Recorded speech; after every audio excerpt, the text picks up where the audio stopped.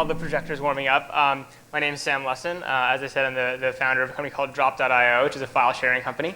It's a real honor to be here. When they asked me to come speak and they said that the topic was play, I said that's going to be a problem because I'm really not a very fun or interesting person when it comes to that.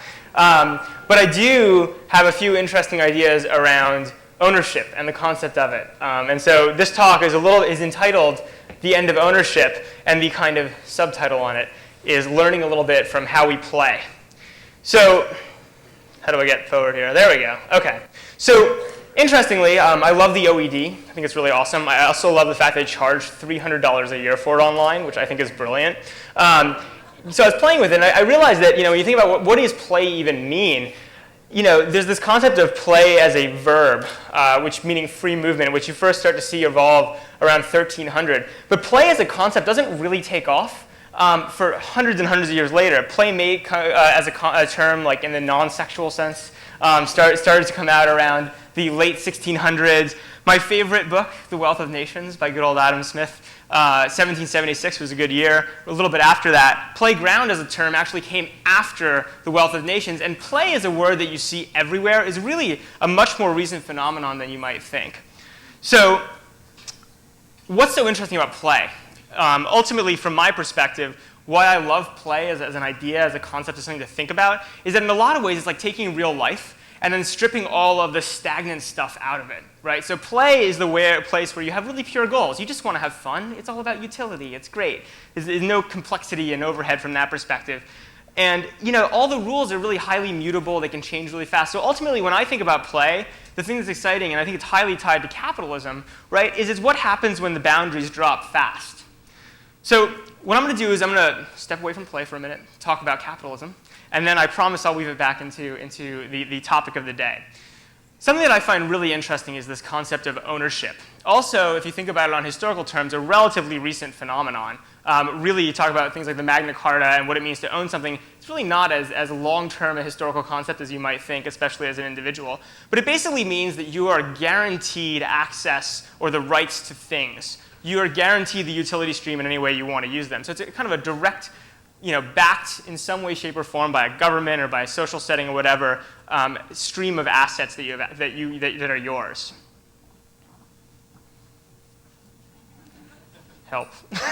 I promise I'm good with technology.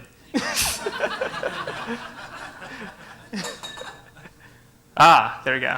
Aha. So, but interesting, ownership, like anything else, really does have benefits and costs associated with it. It's not a one-sided good thing, right? On the benefit side, you get on-demand use. If you own a coffee machine and it's in your house, you can use it whenever you want, right? That's what the right to that good is.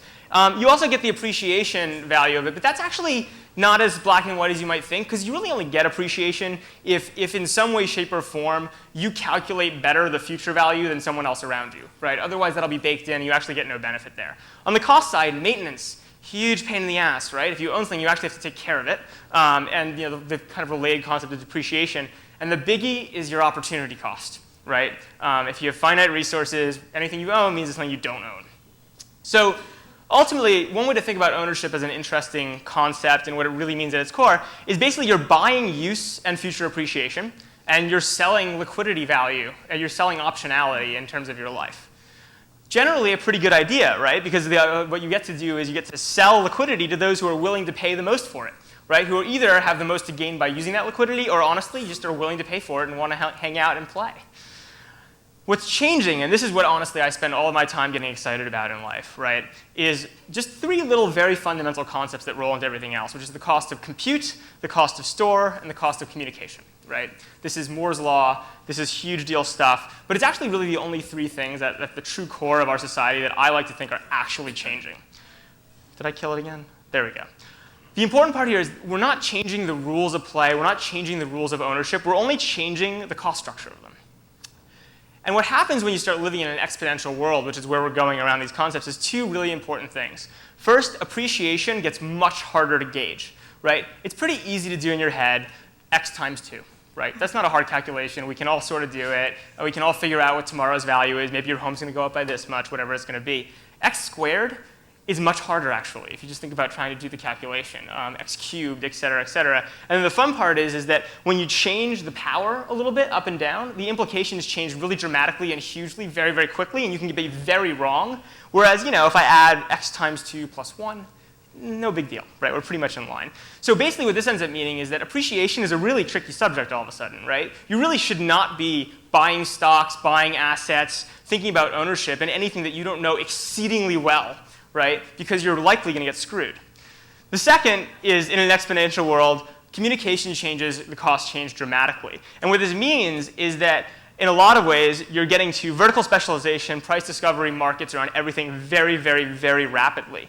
So one of my favorite phenomena in New York is that there are never umbrella salesmen anywhere. The second it rains, you can buy an umbrella anywhere, right? It's like instant. It's like the purest explanation of capitalism you've ever seen. This is happening for more and more and more stuff in our vertical world.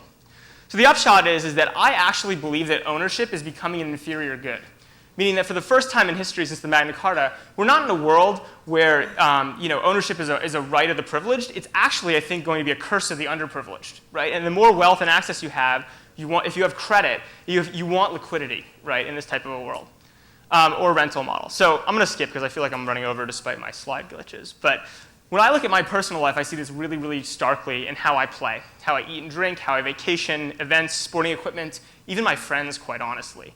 I'm outsourcing how I eat or drink. I don't have a kitchen. Quite frankly, I don't even make reservations anymore. I just kind of see what's going on in Urban Spoon. Right? Travel, vacation, I can move further afield than I've ever been able to before, because rather than going back and forth to the Hamptons, right, with great information in my pocket at all times, I can hit Morocco really easily and cheaply and efficiently. Events are becoming on demand. I buy tickets when I want them. Sporting equipment, ski rentals used to be terrible. They're now actually pretty good. Like, you can rent a pretty decent pair of skis at a mountain. And I saw for the first time someone rent a bike in New York.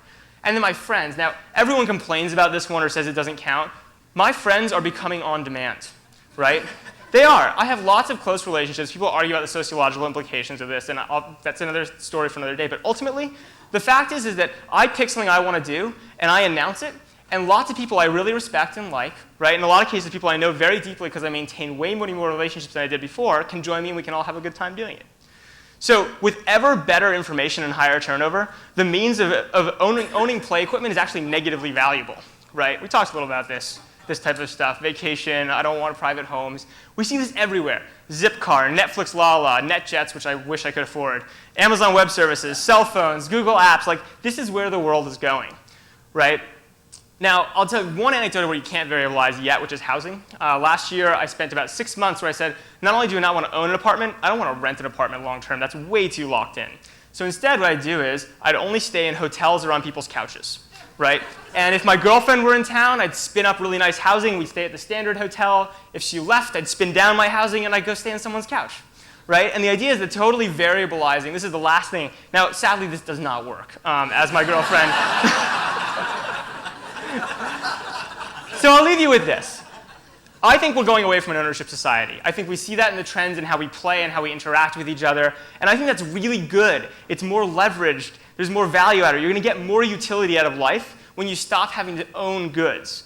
But there are two things we have to deal with. One is our government is not set up for this, right? They create incredible incentives to own things. It doesn't make any sense anymore. It made sense historically, but now it's a huge burden and it's making markets less efficient.